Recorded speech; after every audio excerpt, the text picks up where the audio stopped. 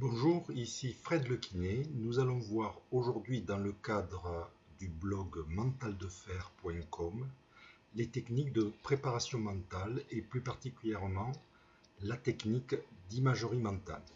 Donc qu'est-ce que nous allons voir? Je vais traiter différents exemples dans cette vidéo, principalement comment appliquer au quotidien l'imagerie mentale et plus particulièrement dans le cadre de la compétition, puisque je vous rappelle que je l'utilise moi-même dans le cadre du triathlon afin d'améliorer mes performances. Donc les techniques ou la technique d'imagerie mentale, en fait, elle est constituée d'une répétition mentale qui va se caractériser par des répétitions symboliques d'une action, d'un mouvement ou éventuellement d'une situation particulière, comme dans le cadre d'un triathlon, comme on va le voir dans l'exemple tout à l'heure.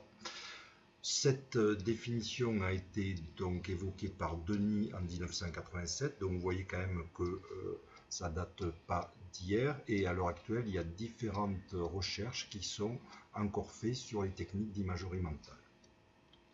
Une définition maintenant un petit peu plus lourde, donc cette répétition mentale, cette imagerie mentale, elle est définie par une répétition intériorisée à l'intérieur du cerveau avec un schéma moteur qui, par l'utilisation de cette exécution, va permettre d'améliorer une activité musculaire ou de revivre des moments que l'on va partager dans le futur.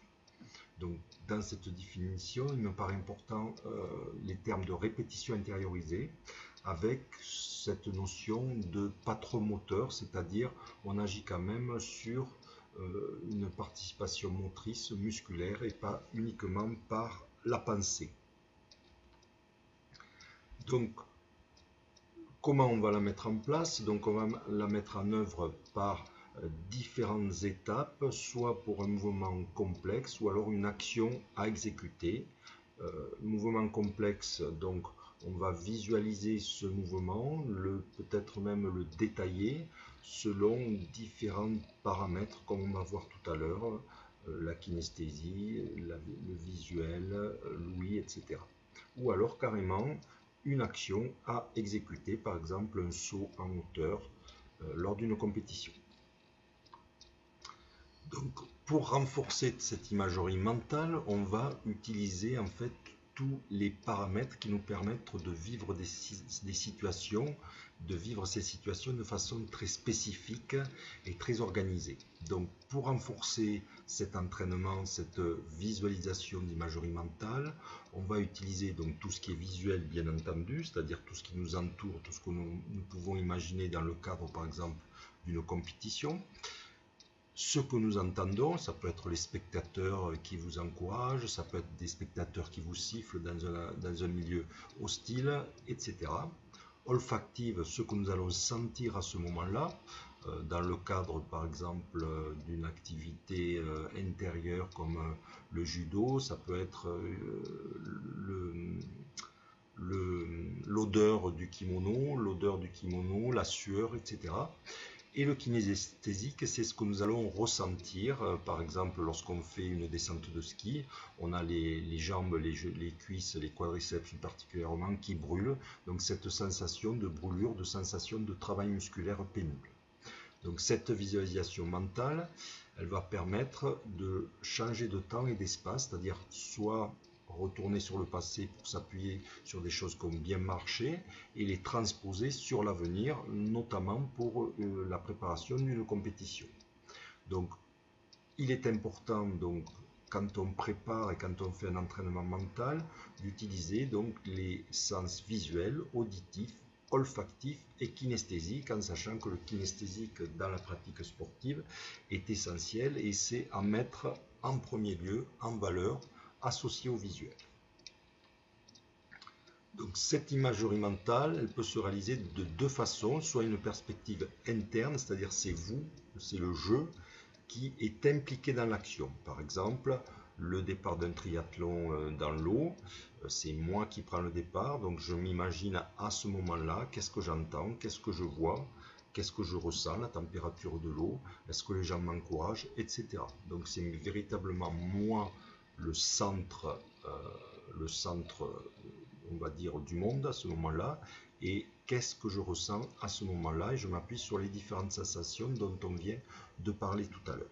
Donc, perspective interne, et la deuxième façon de faire de l'imagerie mentale, c'est une perspective externe, c'est-à-dire vous êtes spectateur de votre action, c'est-à-dire vous vous imaginez à l'extérieur et c'est vous qui regardez vous-même en train de prendre le départ. Donc ça paraît un petit peu complexe, mais c'est très simple. Vous vous dissociez de la scène, c'est-à-dire vous sortez entre guillemets de votre corps et vous vous regardez en train de faire cette action, de prendre le départ d'un triathlon de natation.